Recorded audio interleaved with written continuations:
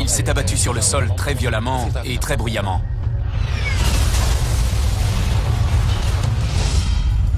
Le 737 est tombé dans un champ boueux au nord de la piste 18 droite.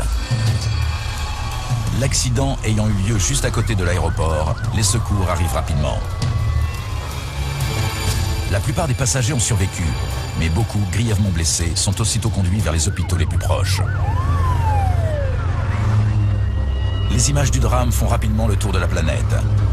Il faut dire que c'est le 3e accident en seulement 6 semaines et sa soudaineté ne fait qu'épaissir le mystère qui l'entoure.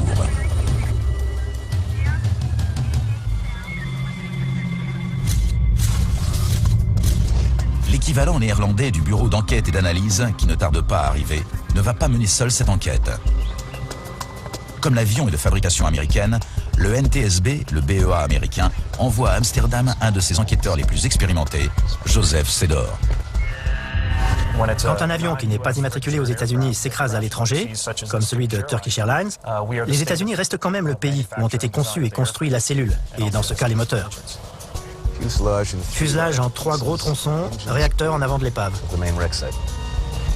Le Boeing 737-800, un des avions les plus sophistiqués, a été conçu pour des distances plus longues et des altitudes plus élevées que les 737 des versions antérieures.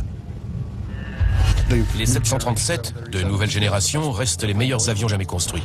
Ils sont équipés d'une aile améliorée, d'une avionique plus performante et de systèmes simplifiés réduisant la maintenance. L'appareil qui vient de s'écraser n'est rien moins que l'avion de ligne le plus vendu dans le monde. Découvrir la raison de cet accident est impératif. Plus de 5000 Boeing 737 transportant environ 1,5 million de passagers quotidiennement, il faut rapidement déterminer s'ils souffrent d'un défaut susceptible de provoquer un autre drame. Le vol TK 1951 assurait la liaison entre Istanbul en Turquie et Amsterdam aux Pays-Bas. Et il y avait ce matin-là 128 passagers à bord, dont 4 ingénieurs de Boeing. Mesdames et messieurs, nous commençons notre descente vers Amsterdam Schiphol. Veuillez redresser votre siège et la tablette devant vous. Dans le poste de pilotage, rien n'a indiqué le moindre problème.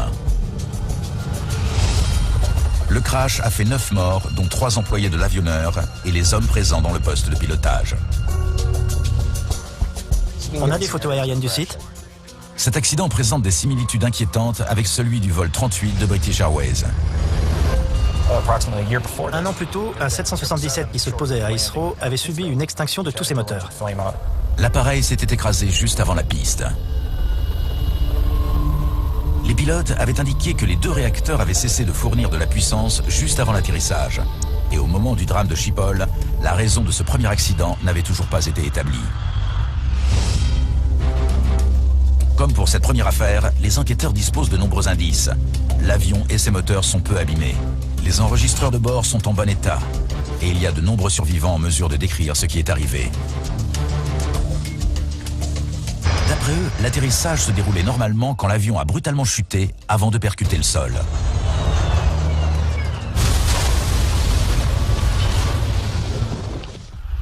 Mais l'indice le plus intéressant est peut-être l'allure de l'épave. Elle est relativement compacte, ce qui signifie que l'avion ne volait pas rapidement lors de l'impact. Vu la façon dont l'avion s'était écrasé, ça ressemblait à un problème d'atterrissage partiellement contrôlé. L'éparpillement des débris et les dépositions des passagers orientent les enquêteurs vers un premier suspect. Au départ, les réacteurs ont constitué un élément très important. Il n'y a aucune trace d'incendie sur le fuselage. Or, dans bien des accidents, le carburant s'enflamme lors de l'impact sur le sol. L'absence de sinistre soulève donc une question évidente. S'agit-il d'une panne sèche? Je me suis tout de suite demandé si cet avion avait du carburant. Autrement, comment un 737 pourrait-il tomber du ciel lors de l'approche? Mais l'emplacement et l'état des moteurs indiquent qu'il fonctionnait peut-être. On dirait qu'il tournait. On a regardé jusqu'où les moteurs avaient glissé. Notre première impression a été qu'ils fournissaient bien de la poussée au moment de l'impact, parce qu'ils étaient très avant du reste de l'épave. Mais ce n'était qu'une conclusion d'ordre très général. Seul l'enregistreur de paramètres indiquera quelle puissance il développait dans les secondes précédant le crash. Beaucoup de carburant. Une piste de moins. Rapidement, il s'avère que les réservoirs ne manquaient pas de kérosène. Le vol 1951 n'est donc pas tombé en panne sèche. D'après les passagers, l'avion aurait subi des turbulences dans les dernières secondes du vol. Les enquêteurs soupçonnent alors une micro-rafale, une colonne d'air qui descend d'un nuage d'orage assez violemment pour projeter au sol un avion volant à basse altitude. Si un avion traverse une micro-rafale à la vitesse d'approche, il tombe. Donc forcément, au départ, on s'est intéressé à ce phénomène.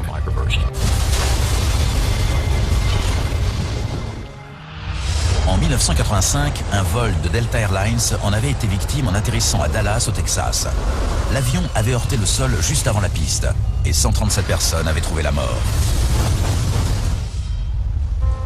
Les enquêteurs apprennent justement qu'il y avait de gros nuages au-dessus d'Amsterdam.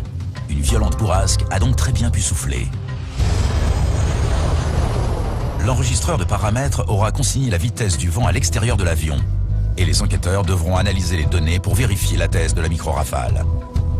En attendant, l'opération de sauvetage conduit à une découverte surprenante.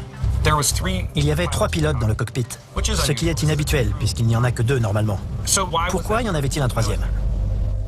Aucun de ces 3 hommes n'ayant survécu, il est d'autant plus urgent de récupérer les données de l'enregistreur phonique, l'appareil qui enregistre en boucle l'environnement acoustique du poste de pilotage. Les enregistreurs étaient facilement accessibles et en excellent état. Et la présence du 3e pilote s'explique aussitôt. Route d'arrivée standard. Visibilité 3500 mètres, pouvant se réduire à 2500 mètres. L'officier pilote de ligne Mourad Césaire, qui venait d'être embauché, découvrait les subtilités de l'atterrissage à Amsterdam. Dans les cartes Jepsen qu'on utilise pour arriver à Schiphol ou en partir, il y a 102 pages rien que sur cet aéroport où il y a des dizaines d'approches. La piste 18 droite a 3 voies de sortie rapide sur la gauche. Hassan Harissan avait en fait une double casquette. Il formait son OPL. Fait des petites corrections à mesure qu'on approche de la piste. Et il était commandant de bord. C'est parce qu'il faisait de la formation qu'il y avait un 3e homme. En tant que pilote de sécurité, Olga Yozgur devait garder un œil sur le déroulement du vol. Cet observateur s'assure que le commandant de bord et l'OPL, l'officier pilote de ligne, n'oublient rien lorsqu'ils sont dans une phase du vol consacrée à la formation. C'est audible? L'enregistreur phonique révèle que l'équipage a commencé à préparer l'atterrissage lorsqu'il était encore au-dessus de 8500 pieds. Amsterdam, Turkish 1951, descendons à 7000, vitesse 250. Mais l'enregistreur a aussi capté une alarme qui ne s'explique pas à ce moment du vol. Un des enquêteurs de Boeing, qui était à la fois pilote et ingénieur, nous a aidé à exploiter l'enregistreur phonique. Il a écouté la bande pour repérer des sons inhabituels ou anormaux. Vitesse OK pour ILS 18 droite. Descendons à 4000, ILS 18 droite. L'alarme du système d'avertissement de configuration du train d'atterrissage continue de sonner. Mais le commandant persiste à l'ignorer. Turkish 1951, descendons à 4000, ILS 18 droite. C'est l'alarme de train. L'alarme de train, à 8300 pieds? C'est un indice important. Mais les enquêteurs se demandent quelle signification lui donner. L'alarme a signalé au pilote qu'il fallait sortir le train d'atterrissage, alors que l'avion était encore à plusieurs milliers de pieds d'altitude. À la première écoute, on a entendu l'alarme de train. L'avion était encore en phase d'approche. Il était à 10 000 pieds et il descendait. Ensuite, les enquêteurs s'intéressent à l'enregistreur de paramètres. L'analyse de la vitesse du vent a été faite et il en ressort qu'aucune rafale n'a été suffisante pour faire tomber l'avion. Pas de micro-rafale. En revanche, l'enregistreur donne un aperçu intéressant sur l'origine du déclenchement de l'alarme de train. Selon un des instruments de mesure de l'altitude, l'avion était déjà au sol. En examinant les données du radioaltimètre, on a vu qu'il était passé instantanément de 8000 pieds à moins 8. Moins 8, ça signifie que l'avion est au sol, sauf qu'il était encore en altitude. Le 737-800 est équipé de 2 altimètres. Le premier mesure la pression atmosphérique pour établir l'altitude de l'avion par rapport au niveau de la mer. Indication qui apparaît sur les écrans PFD des 2 pilotes. Le second, le radioaltimètre, se compose de 4 antennes. 2 d'entre elles envoient des signaux vers le bas et les 2 autres lisent les ondes qui reviennent pour déterminer la hauteur de l'avion par rapport au sol. C'est très très précis. Les altimètres barométriques deviennent parfois un peu moins justes, mais les radioaltimètres sont précis à 100% s'ils fonctionnent correctement. Une des antennes transmet ses données au PFD de l'OPL, l'autre aux instruments du commandant. Et à bord de l'avion de Turkish Airlines, ceux-ci ont affiché des données fausses pendant l'essentiel du vol. L'enregistreur phonique livre un autre élément déconcertant. Amsterdam, Turkish 1951, descendons à 7000, vitesse 250. Radio altimètre. Le commandant savait que l'alarme de train était déclenchée par un radioaltimètre défectueux. L'avion pensait être près du sol, train rentré. Le commandant s'est rendu compte que le problème venait du radioaltimètre qui indiquait qu'il était à terre. Et c'est pour ça qu'il a dit radioaltimètre. Pendant la majeure partie de l'approche, son radioaltimètre a affiché moins 8 pieds, ce qui déclenchait l'alarme de train. Et ça les gênait. Turkish 1951, descendez à 2000. 2000, 1951. En cherchant d'autres anomalies, les enquêteurs constatent que lorsque l'avion était encore à 17 km de l'aéroport, les contrôleurs lui ont fait faire un dernier virage pour l'aligner sur la piste. Turkish 1951, à gauche cap 210. Autorisé approche. 18 droite. Gauche 210, autorisé ILS, Turkish 1951. 210 entrée. Ce virage permet au Boeing de s'aligner sur la piste 18 droite. Elle est équipée d'un ILS, un système d'atterrissage de précision aux instruments, qui envoie un signal définissant le plan de descente idéal pour atteindre le seuil de piste. Le pilote automatique suit ce plan jusqu'à ce que l'avion ne soit plus qu'à une dizaine de mètres du sol, moment où le pilote prend le relais. L'ILS est très facile à suivre, c'est un vrai jeu vidéo. En simulateur, ma fille a réussi à poser un 737 grâce à l'ILS. L'équipage se prépare pour l'atterrissage sans s'inquiéter de l'alarme déclenchée sans arrêt par le radioaltimètre défectueux. Volet à 15. À 10 km de l'aéroport, l'avion intercepte l'ILS qui va le guider jusqu'à la piste. Localizer actif. Localizer intercepté. Le pilote de sécurité rappelle au commandant le problème d'altimètre. Le radioaltimètre est en panne. Exact. Turkish 1951. Piste 18 droite. Autorisé à atterrir. Autorisé à atterrir, merci. L'équipage était au courant du problème, mais a continué son approche. Dans ce cas, comment le radioaltimètre a-t-il pu provoquer l'accident? À l'évidence, l'appareil n'était pas seul en cause. Le principe de la sécurité aérienne, de la conception des avions jusqu'au pilotage, repose sur le fait que, quelles que soient les défaillances, on peut arriver sain et sauf. Le radioaltimètre, n'étant qu'un instrument parmi d'autres, il est absolument impossible que sa seule panne provoque un accident. Les enquêteurs se demandent alors si l'équipage a été correctement guidé lors de l'approche. Ils s'intéressent donc aux échanges entre les pilotes et le contrôleur aérien. Ils analysent soigneusement chaque instruction. Turkish 1951, descendez à 4000. Vitesse OK pour ILS, piste 18 droite. Turkish 1951, descendez à 2000. Turkish 1951, à gauche cap 210. Autorisé approche, 18 droite. En suivant ces instructions, l'équipage a effectué son dernier virage bien trop près de la piste. Pour une bonne interception, il fallait être ici. Les directives internationales exigent que les avions interceptent le plan de guidage par en dessous, pour que les pilotes n'aient pas à corriger la trajectoire en dernière minute. Pour une interception ici, ils ont dû descendre. Le vol a reçu des instructions qui l'ont fait arriver au-dessus de l'entrée du plan de descente. Mais c'est une pratique courante à Schiphol pour faire venir les avions plus rapidement jusqu'à la piste. Comme ils étaient très près, les pilotes ont intercepté le plan par le dessus. Même si c'est une manœuvre inhabituelle, elle est tout à fait faisable si elle est gérée correctement. Approcher le plan par le dessus est plus difficile, car il faut ralentir subitement et descendre rapidement pour intercepter le signal. Certains pilotes aiment bien ce type d'approche, d'autres non, parce qu'elle est un peu plus difficile. Les choses se passent plus rapidement quand on est au-dessus du plan de descente et qu'on essaie de l'intercepter. Pour beaucoup de pilotes, c'est un défi. Ce type d'approche donne plus de travail aux équipages, mais elle est monnaie courante à Schiphol. Je me suis posé là-bas des dizaines de fois et je m'y attends. Si les instructions du contrôleur avaient mis sous pression cet équipage, qui n'était alors qu'à 5 km de la piste, leur conversation l'aurait indiqué. 1000 pieds. Confirmé. Voler à 40. Aérofrein. Aérofrein armé, lumière verte. Une chose à la fois. Train. Train sorti, les 3 vertes. Voler. 40, lumière verte. 500. Feu allumé. Avertissez le PNC. PNC, asseyez-vous. Puis, l'avertisseur de décrochage se déclenche. Vitesse. Je prends les commandes. Vitesse 100 nœuds.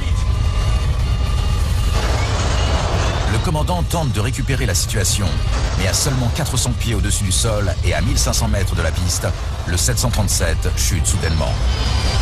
Quelques secondes plus tard, il s'abat sur le sol.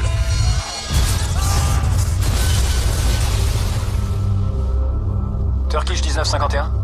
L'enregistrement jette une lumière nouvelle sur les dernières minutes du vol. L'équipage s'est préparé à atterrir bien trop tardivement. Voler. 40, lumière verte. La plupart des compagnies aériennes exigent que tous les checklists aient été passés en revue avant que l'avion passe sous la barre des 1000 pieds. En condition de vol aux instruments, tout doit être fait avant le passage des 1000 pieds. L'avion doit être configuré et ralenti, la checklist avant atterrissage doit être finie et l'équipage doit avoir l'autorisation d'atterrir. En dessous de 1000 pieds, on surveille les instruments et on cherche la piste. Avertissez le PNC. Mais cet équipage était encore en train de passer la checklist en revue quand le problème s'est manifesté à 460 pieds du sol. L'approche n'était pas stabilisée. Et du coup, l'équipage a eu énormément de travail au moment de passer sous les 1000 pieds. Le radioaltimètre fonctionnait mal. Une alarme sonnait. L'approche était difficile et l'équipage était en retard sur une checklist. Mais tout ça n'explique toujours pas pourquoi le 737 s'est écrasé. On ne peut pas entrer dans la tête des pilotes. Et c'est pour ça que c'est un type d'accident très dur à résoudre. L'enregistreur de paramètres fournit cependant un indice intéressant. Quelques instants avant le drame, les réacteurs de l'avion étaient au ralenti et ne fournissaient donc presque aucune poussée. S'agit-il d'une réédition de l'accident d'Heathrow? Il est intéressant de noter que les moteurs sont restés sur ralenti pendant presque 2 minutes, à la toute fin du vol, avant que la poussée soit à nouveau augmentée. Pour nous, c'était un avertissement de taille. La question était de savoir pourquoi ça avait été le cas. Mais quelque chose distingue cet accident de celui d'Heathrow. Mode arrondi? Pour une raison inconnue, alors que l'avion était encore à plus de 1000 pieds, le calculateur de vol s'est préparé pour l'atterrissage. En mode arrondi, la puissance des moteurs est réduite au ralenti par le calculateur et le nez de l'avion se redresse automatiquement. Or, un avion ne doit se retrouver dans cette configuration que juste avant le toucher de roue. Le pilote automatique relève le nez de l'avion pour interrompre la descente. L'automanette passe sur ralenti et on se pose soit au ralenti, soit avec un peu de poussée. Mais l'avion s'est retrouvé dans cette configuration bien avant l'atterrissage, ce qui l'a conduit à voler de plus en plus lentement pendant la descente. Pourquoi était-il en mode atterrissage? Pourquoi aucun des 3 pilotes n'a-t-il remarqué la vitesse réduite à laquelle il volait?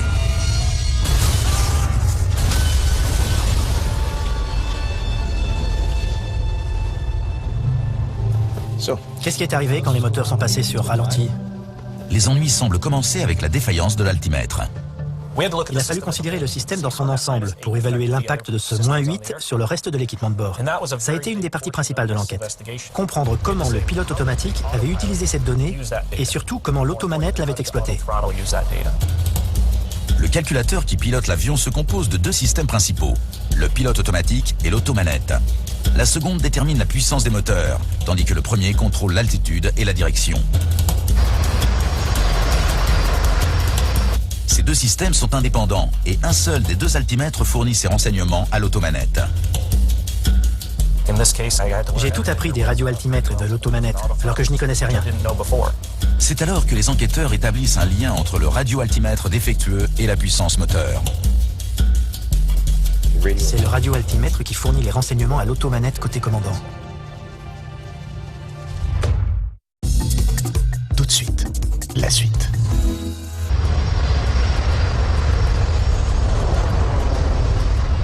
L'altimètre relié à l'automanette, celui du commandant, affichait des données erronées. Il a indiqué moins 8 pieds pendant la majeure partie de l'approche. Comme il semble que cet appareil défectueux ait bien provoqué l'enchaînement d'événements qui ont conduit au drame, il faut comprendre ce qui lui est arrivé. Sur le 737, les antennes émettrices et réceptrices des deux radioaltimètres sont alignées sous le fuselage. 3 des 4 antennes ont été entièrement détruites lors de l'accident, et il est impossible de les tester. Mais la dernière, celle justement qui alimentait le côté commandant, est intacte. Les enquêteurs envisagent 2 possibilités, la défaillance d'un composant ou une interférence ayant provoqué une lecture erronée. Or, la seule antenne à avoir résisté fonctionne correctement.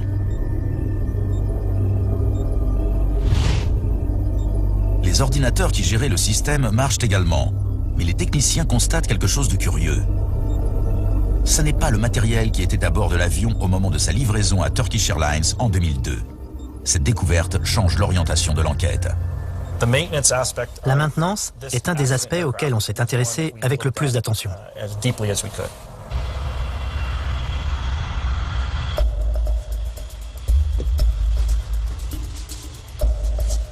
Le livret d'entretien du 737 révèle que le radioaltimètre avait provoqué des problèmes à répétition. On a reçu des données supplémentaires de la part de Turkish Airlines qui montraient qu'avec cet appareil, sur plus d'un millier de vols, 150 avaient pâti d'un problème de radioaltimètre. Ces documents indiquent qu'un peu plus d'1 an avant le drame, les 2 ordinateurs avaient été remplacés, des pilotes ayant signalé qu'ils affichaient des données erronées. Le radioaltimètre avait notamment une fois indiqué moins 8 pieds. Cela indiquait qu'il y avait un problème à ce niveau et qu'il ne concernait pas que ce vol. Les lectures erronées avaient persisté, alors que les mécaniciens avaient à plusieurs reprises interverti les ordinateurs et changé les antennes. La compagnie aérienne avait donc essayé plusieurs méthodes pour remédier au problème d'altimètre, mais sans succès. Au moment du drame, la flotte de Turkish Airlines comptait 52 Boeing 737-800.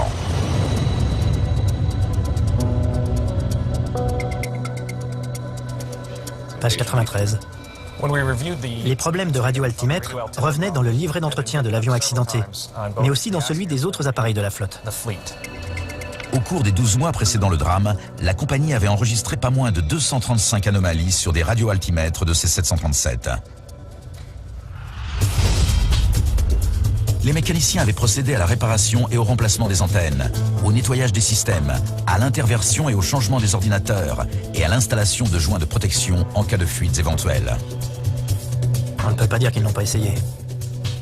Le personnel de maintenance de Turkish Airlines savait que le radioaltimètre représentait un des principaux problèmes en termes de réparation.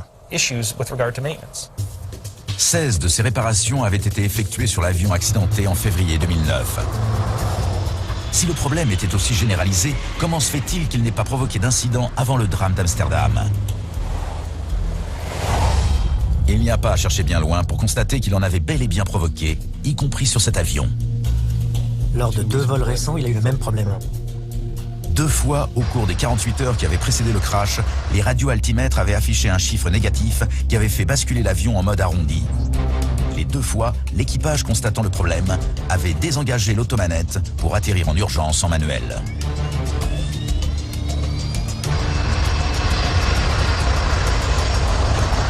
On débranche et on pilote. Dans les mois qui suivent l'accident, d'autres transporteurs signalent avoir eu les mêmes problèmes. En Australie, aux Pays-Bas, au Canada, en Autriche, des pilotes expliquent que leur 737 passait en mode arrondi lorsque le radioaltimètre de gauche affichait une lecture erronée. Chaque équipage a réagi de la même façon, en désengageant l'automanette et en remettant les gaz manuellement. Et tous se sont posés sans problème. Des choses tombent en panne à bord et généralement on est en mesure de savoir quoi et de s'arranger pour que ça ne menace pas l'atterrissage. 2008, Boeing avait reçu pas moins de 2569 réclamations concernant des radioaltimètres défectueux équipant ses tout derniers 737. Mais l'anomalie n'avait qu'exceptionnellement conduit à un passage en mode arrondi. Presque jamais. L'avionneur avait été incapable d'identifier l'origine de la défaillance et avait conclu qu'elle ne représentait pas une menace pour la sécurité, car le 737 émettait suffisamment d'alertes permettant à l'équipage d'intervenir et de se poser. Effectivement, à chaque fois qu'un radioaltimètre avait mal fonctionné, l'équipage avait repris le contrôle de la situation. Le vol 1951 semble être la triste exception à cette règle. Et les enquêteurs ignorent toujours pourquoi. On s'est demandé ce qui s'était passé. Et c'est là qu'on a étudié plus en détail les actions de l'équipage au moment de l'approche finale, c'est-à-dire en dessous de 1000 pieds. En analysant une nouvelle fois les dernières minutes du vol, les enquêteurs comprennent enfin les tenants et les aboutissants du drame. Ils décèlent un enchaînement d'événements qui se sont ligués contre cet avion. Que se passait-il quand l'avion est passé en mode arrondi? L'avion est passé en mode atterrissage et a réduit les gaz au pire moment, celui auquel l'équipage descendait pour intercepter le plan. Ça a masqué ce qui se passait. Au moment où les pilotes configurent l'avion pour intercepter le plan, ils s'attendent à ce que le 737 ralentisse, puisque ça fait partie de la manœuvre. Sauf que s'il décélère, c'est parce que le calculateur est passé en mode atterrissage. C'est pourquoi personne ne mentionne que l'automanette passe sur ralenti. C'était insidieux. Quand l'avion est passé en mode arrondi, ça n'a pas du tout dérangé les pilotes, parce que le 737 était trop haut. Ils volaient un peu vite, et eux voulaient réduire la puissance. En fait, l'automanette était peut-être déjà sur ralenti quand ils ont essayé de descendre et de freiner. Le problème commence à 8300 pieds, à 13 nautiques de l'aéroport, quelques minutes avant l'accident.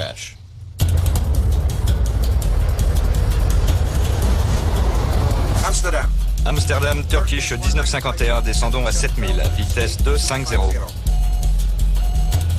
Turkish 1951, descendez à 4000. Vitesse OK pour ILS, 18 droite. Radio altimètre.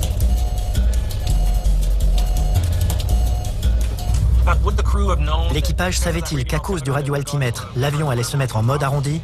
Non. Même si le problème était récurrent, l'équipage ignorait le risque qu'il représentait. L'avion souffrait d'un tout petit défaut qui, si on n'y remédiait pas, pouvait s'étendre comme un cancer et devenir bien plus virulent. Et c'est ce qui s'est passé. Turkish 1951, descendez à 2000. 2000 pieds, 1951. Turkish 1951, à gauche cap 210. Autorisé approche, 18 droite. Gauche, 210, autorisé ILS. Turkish 1951. À gauche, au 210, maintenu à 2000 pieds, et l'avion approche jusqu'ici, à 5 nautiques 5. Il doit maintenant intercepter le plan de descente par en dessus. À 2000 pieds, le plan étant en dessous d'eux, les pilotes doivent ralentir et descendre avec une forte pente. Vitesse 140. Ils supposent que l'automanette recule pour que l'avion intercepte le plan de descente. En fait, elle va faire ralentir le 737 jusqu'au décrochage parce qu'elle est passée en mode atterrissage. Pendant que les pilotes passaient en revue la checklist avant atterrissage, chacun d'eux s'occupait de quelque chose, alors qu'ils auraient dû surveiller la vitesse air. Pendant les 100 secondes qui suivent, personne ne remarque ce qui se passe, jusqu'à ce qu'il soit trop tard. Altitude 1000 pieds. Confirmé. Voler à 40. Vitesse sélectée. Le pilote chevronné se rend compte que son OPL est un peu en retard sur l'approche. Donc il annonce voler à 40. Il déplace la manette et il en informe le copilote. Il l'aide à rattraper son retard. Aérofrein. Aérofrein armé, lumière verte. Une chose à la fois. Train d'atterrissage. L'avion est alors à 215 mètres du sol. Train sorti, les 3 vertes. Volet. 40, lumière verte. Dans leur hâte à vouloir terminer la checklist, les 3 hommes ne remarquent pas que la vitesse se réduit dangereusement. Pour commencer, une barre rouge s'affiche. Puis, la vitesse continuant de diminuer, le contour de la fenêtre se met à clignoter pour attirer l'attention. Mais à ce stade, personne ne remarque rien. PNC prêt. L'avion est à 180 mètres. Le changement de couleur de l'affichage signale aux pilotes qu'ils approchent des limites de l'avion. Altitude d'approche interrompue entrée. 500. Toutes les indications sont sous le nez des pilotes et elles montrent que l'avion ralentit. Mais eux continuent de passer en revue la checklist. L'avion, lui, s'approche du sol. Il en est à 150 mètres. Juste avant que le manche ne se mette à vibrer, le commandant dit au pilote de sécurité « Avertissez le PNC. » PNC, asseyez-vous. La vitesse, commandant. Je prends les commandes. Quand les gaz sont remis à pleine puissance, c'est trop tard. L'avion est trop bas pour avoir le temps de remonter. Et voilà, c'est trop tard pour sauver l'avion. Ils étaient au courant du problème d'altimètre, mais ça n'a pas suffi.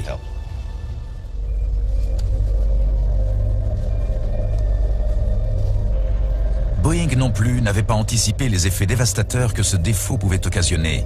Et le 25 février 2009, il a déclenché une cascade d'événements qui ont coûté la vie à 9 personnes. Le rapport néerlandais impute l'accident à une convergence de circonstances. Il n'y a jamais qu'une cause expliquant un accident. Peut-être qu'un jour, Dieu frappera un avion en plein ciel, mais d'ici là, il n'y aura jamais qu'une cause. Le rapport stipule également que l'avionneur aurait dû comprendre que le défaut du radioaltimètre pouvait avoir un impact sur la sécurité. Personne n'ayant pressenti qu'une telle anomalie pouvait provoquer un accident, le drame de Turkish Airlines soulève une question grave. Les avions ne seraient-ils pas en passe de devenir trop complexes ?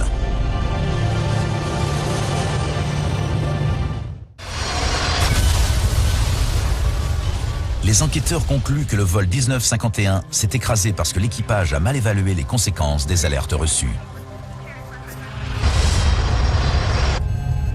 Turkish 1951, descendez à 4000. Mais ce n'est pas le premier à être victime de ce genre de problème. Le problème, ce n'est pas l'automatisation, mais la formation et la capacité de l'homme à corriger les erreurs commises en utilisant l'automatisation. Mika Hensley étudie la relation pilote-matériel. On n'a pas encore conçu de système automatisé permettant d'exploiter au mieux ce que fait l'homme et de supprimer ce qu'il fait mal. En 1996, un 757 s'était écrasé parce que les pilotes n'avaient pas pu interpréter des alertes contradictoires concernant l'altitude et la vitesse. L'avion s'était abîmé dans le Pacifique, tuant 61 passagers et 9 membres d'équipage. En 1995, le système de gestion de vol d'un autre Boeing 757 pouvait et aurait dû permettre un atterrissage en toute sécurité en Colombie. Mais lors d'un changement de dernière minute du plan de vol, une erreur de saisie avait conduit l'appareil contre le flanc d'une montagne. 159 personnes avaient trouvé la mort. Aujourd'hui, on peut fournir un matériel si sophistiqué qu'on ne peut parfois plus dialoguer avec lui de manière efficace. Et s'il a un problème ou s'il est mal programmé, les pilotes mettent leur vie et celle de leurs passagers en danger en essayant de le régler. La NASA travaille sur un poste de pilotage intelligent dont le but est d'aider l'homme à mieux utiliser la technologie qui l'entoure.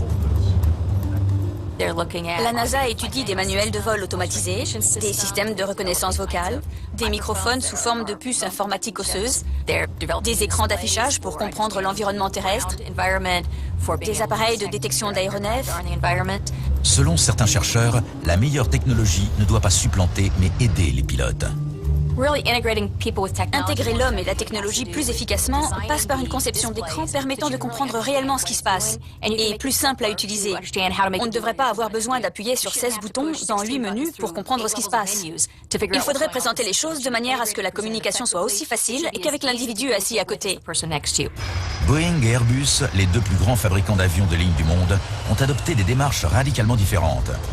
Le consortium européen a choisi de confier au calculateur l'essentiel du pouvoir décisionnaire.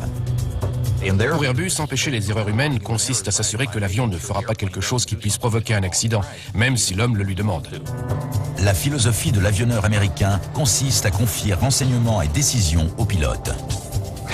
Avoir plus de renseignements, c'est mieux pour les pilotes.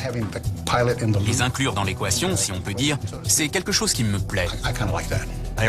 Airbus répète à l'envi que c'est une conception archaïque et erronée. Mais je crois que le débat reste ouvert. Le rapport impute en partie la tragédie de Turkish Airlines à une défaillance technologique. Les données erronées du radioaltimètre ont fait passer l'automanette dans un mode indésirable, ce qui n'est évidemment pas souhaitable.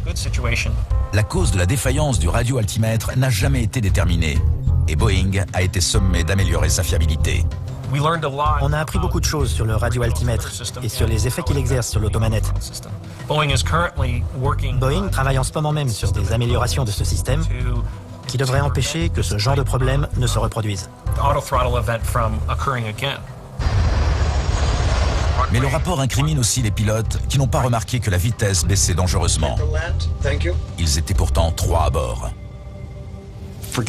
Oubliez que vous avez une automanette. Vérifiez votre vitesse et votre altitude, regardez par la fenêtre s'il le faut. Mais la vitesse est un des éléments clés de la préservation de l'intégrité d'un avion. Et il faut la connaître en permanence. Mais pour Micah Hensley, l'incapacité à surveiller les instruments tient peut-être plus à la machine qu'à l'homme. Les gens ont beaucoup de mal à surveiller un système automatisé. L'être humain n'est vraiment pas doué pour la surveillance. Il est très talentueux pour prendre des décisions en un clin d'œil et pour trouver des solutions créatives à des problèmes. Mais la surveillance répétitive, ça n'est pas son fort.